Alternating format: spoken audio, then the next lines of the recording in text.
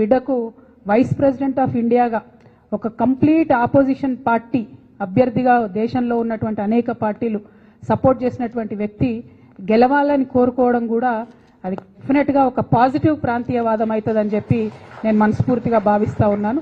ఇది పార్టీలకు అతీతంగా తెలంగాణ బిడ్డ కాబట్టి ఆయనకు ఒక అవకాశం వచ్చింది కాబట్టి. అంటే నేను ఒక వ్యక్తిని ఎప్పుడు జీవితంలో మర్చిపోలేను. శేషన్ గారు అని ఉండే, టిఎన్ శేషన్ గారు అని. ఆయన వచ్చేంత వరకు కూడా ఎవరికి అసలు భారతదేశంలో ఎలక్షన్ కమిషన్ అని ఒకటి ఉందని మా సామాన్య ప్రజలకు తెలియదు. కానీ ఆయన వచ్చిన తర్వాత ఆ పోస్టుకు వన్నే వచ్చింది. సుదర్శన్ రెడ్డి గారు కూడా గెలిస్తే డెఫినెట్గా వైస్ ప్రెసిడెంట్ పోస్టుకు కూడా వన్నే తెస్తారని నేను అనుకుంటున్నాను. ఎందుకంటే అనేక సందర్భాల్లో ఆయన చూసినాం, ఆయన ఇచ్చినటువంటి పాజిటివ్ తీర్పులు కానీ ఆయనకు ఉన్నటువంటి కాన్స్టిట్యూషనల్ ఎక్స్పర్టీస్ కానీ చూసినాం. అటువంటి అవకాశం వారికి వస్తే బాగుంటుందని చెప్పి మనస్ఫూర్తిగా నేను కోరుతా ఉన్నాను. ఎట్ ద సేమ్ టైం మరి తెలంగాణ జాగృతిలో కూడా మీరు అందరు చూసినారు గత కొన్ని రోజులుగా జరుగుతున్నటువంటి పరిణామాలని. మేమందరం కూడా అంతరంగంగా చర్చించుకుంటా ఉన్నాం. ఒక ఉన్నతమైనటువంటి ఆశయాలతో తెలంగాణలో అడుగేయాలనేటటువంటి ఆలోచనలో ఉన్నాం. ఉన్నతమైనటువంటి లక్ష్యంతో సాధించుకున్నటువంటి భౌగోళిక తెలంగాణని పరిపుష్టం చేయాలంటే సామాజిక తెలంగాణ సాధన కోసం తెలంగాణ చెమ్మన్ గారికి స్వాగతం. గౌరవనీయులు నవీనాచారి చెమ్మన్ గారికి ప్లేస్, ప్రముఖ కవి చెమ్మన్ గారికి స్వాగతం. భౌగోళిక తెలంగాణను సాధించుకున్నటువంటి భౌగోళిక తెలంగాణలు సామాజిక తెలంగాణ సాధించే వరకు కూడా తెలంగాణ జాగృతి కార్యకర్తలు విశ్రమించారు.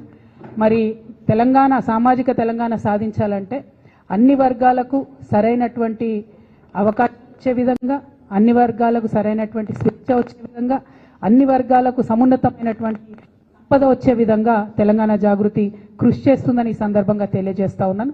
ఎట్ ద సేమ్ టైం మరి సామాజిక తెలంగాణ సాధన కోసం ఎటువంటి మార్గాన్ని ఎంచుకోవాలనేటటువంటి ఆలోచన చేయడం కోసం మరి ఆనాడు కేసీఆర్ గారు చెప్పినటువంటి మార్గాన్ని కూడా తీసుకుంటాం. తెలంగాణ సాధన కోసం నేను బొంత పురుగునైనా ముద్దు పెట్టుకుంటాను కేసీఆర్ గారు చెప్పిండ్రు.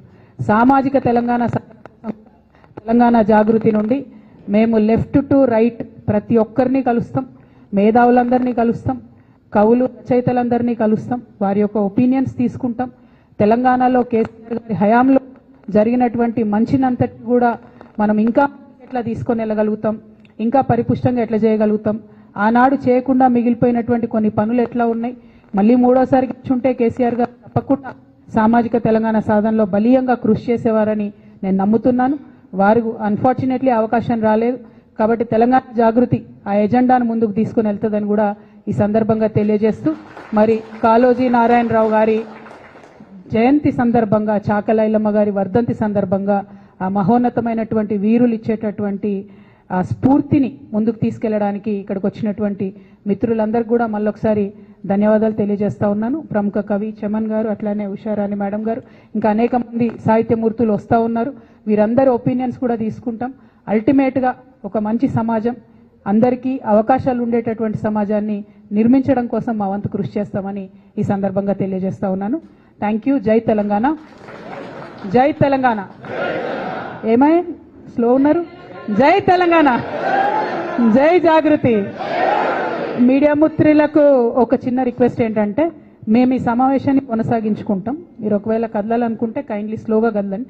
ఎందుకంటే వచ్చినటువంటి కవి మిత్రులు వారి ఒపీనియన్ షేర్ చేసుకోవాలనేటటువంటి ఆలోచనతో పెట్టుకున్నాము. కాకపోతే మా చిన్న ఆఫీస్ కాబట్టి జర ఇబ్బంది అవుతుంది, ఏమనుకోవద్దని మీడియా మిత్రులకు తెలియజేస్తూ గౌరవనీయులు ఉషారాణి గారు మాట్లాడాల్సింది కోరుతాం. మేడం మాట్లాడి